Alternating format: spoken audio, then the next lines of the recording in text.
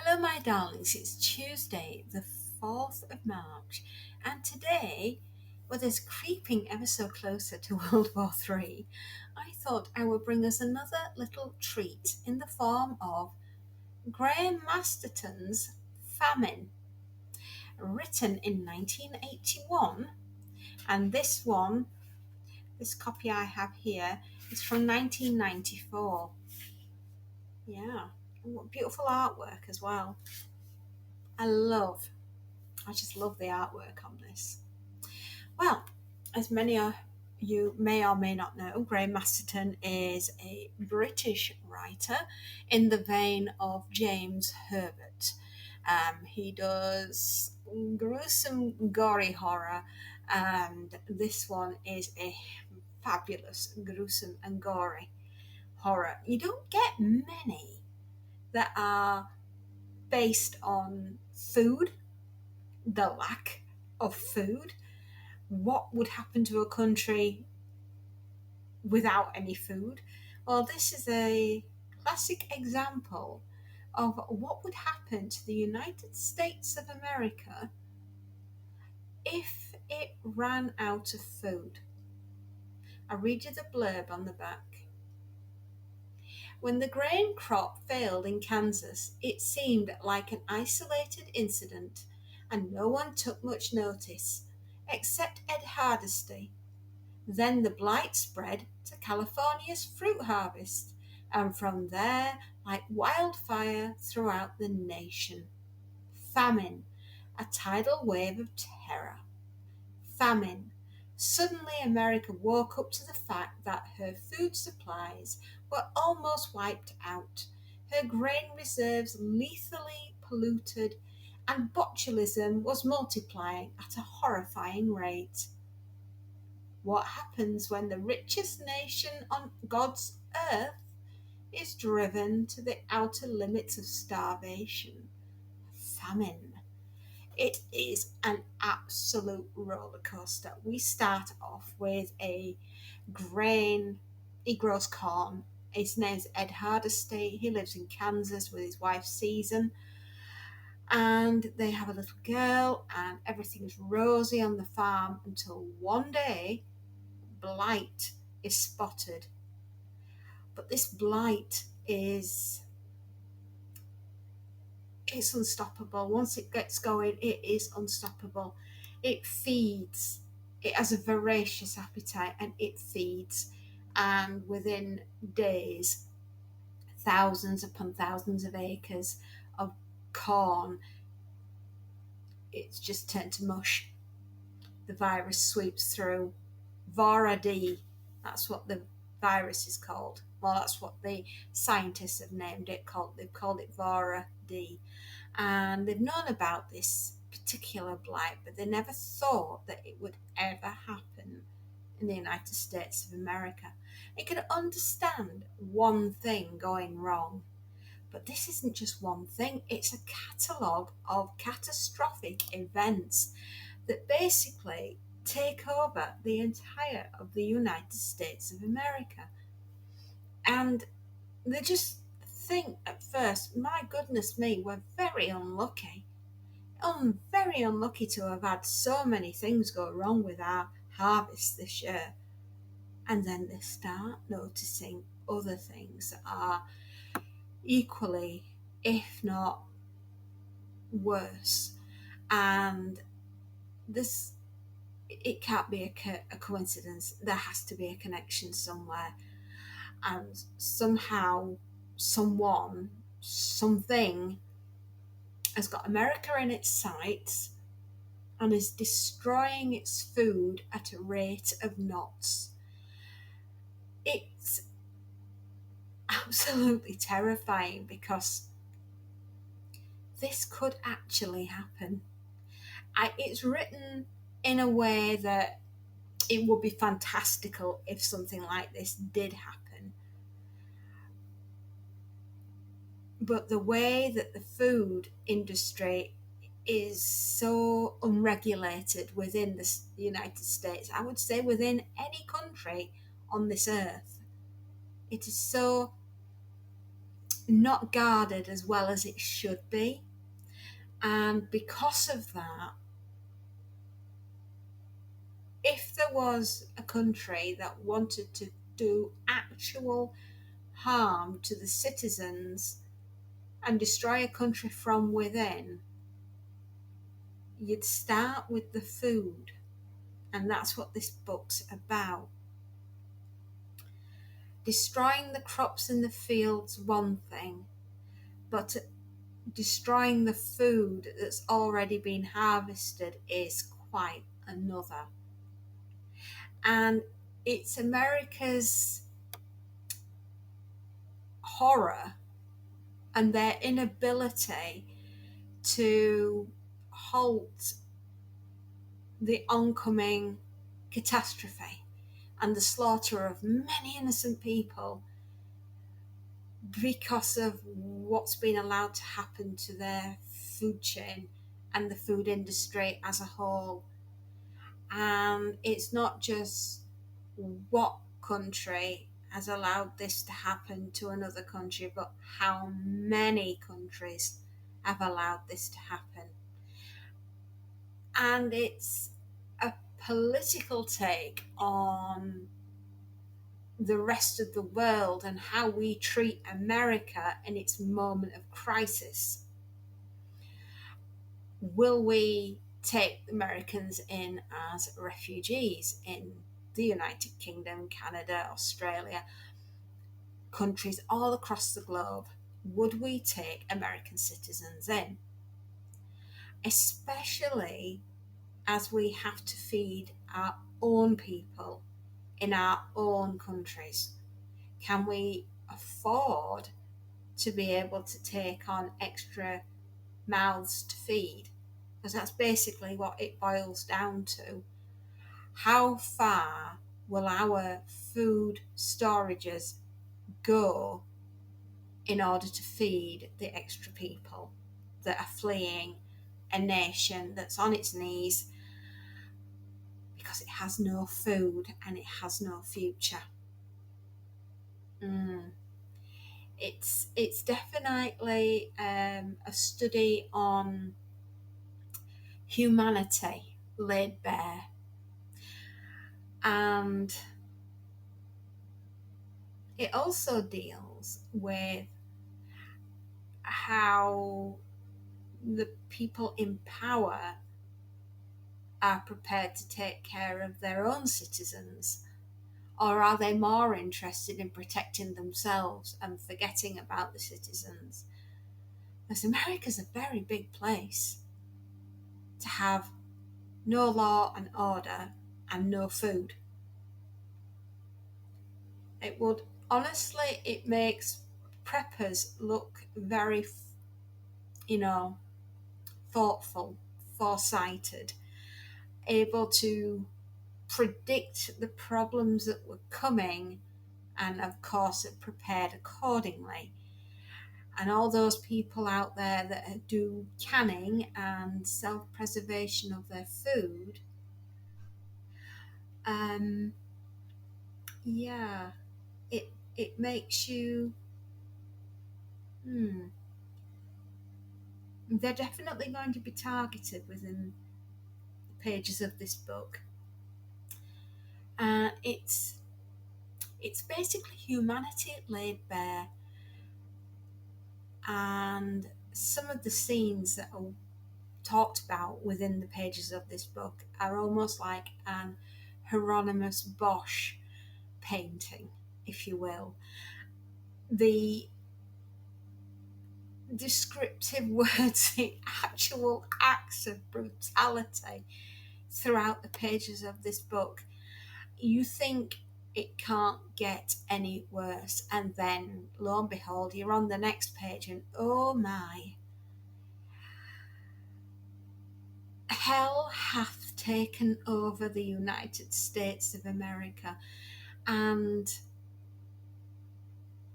she's angry, she's furious, she's burning her citizens at the stake on the steps of capitalism and progress. and greed and selfishness and society's evils laid bare for the whole world to see. Yes, it's quite a brutal book. I'm going to read a little bit of it to you. I love this first part. Mhm. You don't think that the ones in the know won't notify their family first before the citizens of the United States of America get to find out. Exactly.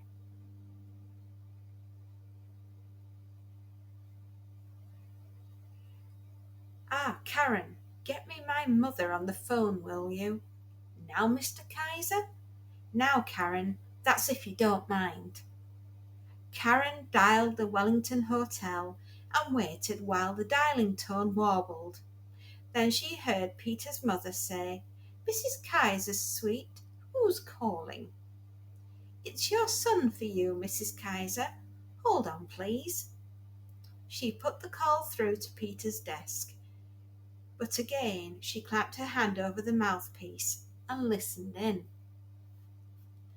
Mother, she heard Peter asking, what's the matter, dear? I have Mrs. Kroger here for tea. Mother, this is very important. I want you to listen, and I want you to do exactly as I tell you. Peter, dear, what on earth's the matter? You sound quite peculiar. Listen, Mother, I may sound quite peculiar because it could be that something quite peculiar is just about to happen. I've got wind that we could be suffering some very severe food shortages over the coming winter. Mrs. Kaiser sounded perplexed. Food shortages? What do you mean? I haven't heard anything about food shortages. I don't eat much anyway. I'm on a diet. Mother, I know all about your diets, but you still have to eat something. And the way these shortages are shaping up, it looks like there may be hardly anything to eat at all, except canned stuff and frozen stuff and maybe meat. Peter, are you sure? I wouldn't be calling you if I wasn't sure. Now listen, will you? And stop asking questions. I want you to call Mr. Parker at the general store in Connecticut. Yes? That's Mr. Parker, and I want you to ask him how much he wants for all the foodstuffs in his store. Yes, Mother, all of them.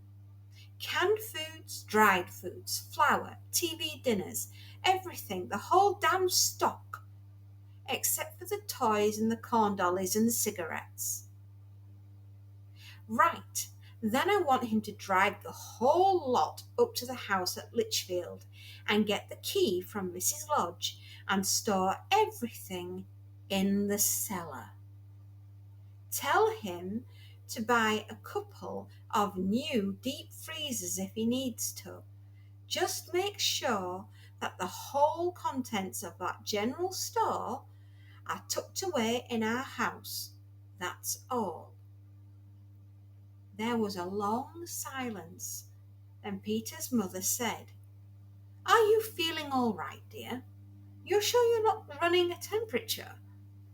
Mother, snapped Peter, will you just do what I tell you to do? It could be a matter of life or death, your life or your death. Peter, I hardly think. What you hardly think and what's actually happening are two different things, Mother. 60% of the wheat crop in Kansas has been wiped out by a disease in 2 days. A third of the corn and soybean crops in Iowa are going down with the same blight. We've got tomatoes rotting in Florida, grapes rotting in California, broccoli dying in Oregon. Country's been hit by the biggest crop failure ever. Well, dear, I have heard about the wheat. That was on the news today. But nobody said anything about tomatoes or broccoli. I'm not particularly fond of broccoli in any case. Mother, said Peter in a bottled up voice. Oh, very well, dear. I'll call Mr. Parker. I'm sure he's going to think I'm quite mad. Shall I tell him to make sure to stock up again because of the shortages? Don't tell anybody anything. The whole reason I want you to call Mr. Parker is because he doesn't work. It's because he doesn't know I work for Senator Jones. It's important we don't start a panic. Otherwise, everybody's going to start stockpiling food and the shortage is going to be even worse. I see, dear. All right. Can I tell Mrs. Kroger? Don't, and I repeat this, don't tell anybody anything. I'll call you later. Peter banged the phone down. Karen, biting her lip, replaced her own receiver. She could scarcely believe that any of what she had heard was real. Surely in a country like the United States, with all those newspapers and television stations, somebody would have realized what was happening and warned the public. Surely one man like Senator Jones couldn't surpass the news that easily. Yet it seemed as if nobody really cared, as if reporters and politicians and government experts were all quite happy to take whatever they were told as the gospel truth, provided it was couched in reasonable sounding language. Even the president had accepted Shearson Jones's waffle about cracking the problem wide open and not anticipating a serious shortfall. Karen's telephone light flashed again. She picked up the receiver and said yes. Karen, can you try to get me Mr. Ed Hardesty at South Burlington Farm near Wichita? Yes, Mr. Kaiser, I won't be a moment. I have one other call to make first. Okay, Karen, but don't make it too long. No, Mr. Kaiser. Karen pushed a button to get herself an outside line and listened to the dialing tone for a moment. Then she punched out a number with a 218 code. The phone was answered almost immediately. Mom, she said, it's Karen. Yes, it really is. I know, but please, Mom, I've got something terribly important to tell you. And that, my darlings, is how it begins. Yes. So you have all that going on in the book. And one of my other favourite parts, so I'll just read a short part. In a special news flash on Wednesday evening at 9 o'clock Central Time, the President of the United States confirmed that all food produce containing cereals, and that includes processed meats, breads, cookies, pastas, beers, and spirits, must now come under suspicion of having been contaminated with heavy cobalt radiation. As a general rule, foodstuffs produced more than 3 weeks ago can be considered safe, provided, of course, they are canned or frozen or still fresh. But if you are in doubt, a more detailed explanation will be broadcast immediately after this message on your local television station and on your local radio. You will also be able to obtain leaflets from your city hall or local citizens centre. The president, looking 20 years older than he had the previous week, and with a pronounced stutter, went on to say that everybody should stay home unless essential business takes them out. He was asked if he could now confirm that there was a communist plot to overthrow the United States by starving us out. He said tiredly, "I can neither confirm nor deny such a plot at this stage of the crisis." After the news flash, the president was called urgently back to the Oval Office. A top secret report had just arrived from the Office of the Secretary of Health and Scientific Affairs. The president read the report slowly, watched by his two closest friends and personal aides. When he had finished reading it at 10:13 p.m., he said, "I," and collapsed. He was rushed at once to the Walter Reed Army Medical Center, where he was confined to an oxygen tent. His doctors agreed that he was suffering from overwork, high blood pressure, and severe stress. The health report revealed that there had been 35 cases of fatal botulism throughout the preceding 48 hours. They had occurred all over the continent, from New Jersey to Arizona, from Texas to Alaska. In each case, the carrier had been a canned food product, not necessarily from the same manufacturer, but not necessarily the same variety of foodstuffs either. But every can that had been inspected by the government health researchers had been punctured by a tiny hole, so small that the contents did not even leak, and in some cases the hole had been resealed by a dab of candle wax. The Secretary of Health concluded that it must be beyond serious doubt that some malevolent agency has deliberately and in a calculated manner introduced Clostridium botulinum into a random variety of canned foods throughout the nation.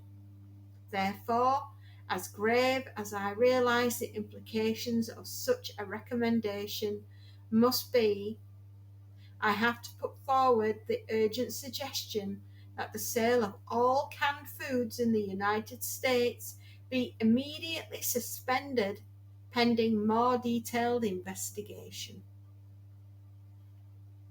Wow. Oh, wow. That, my darlings. And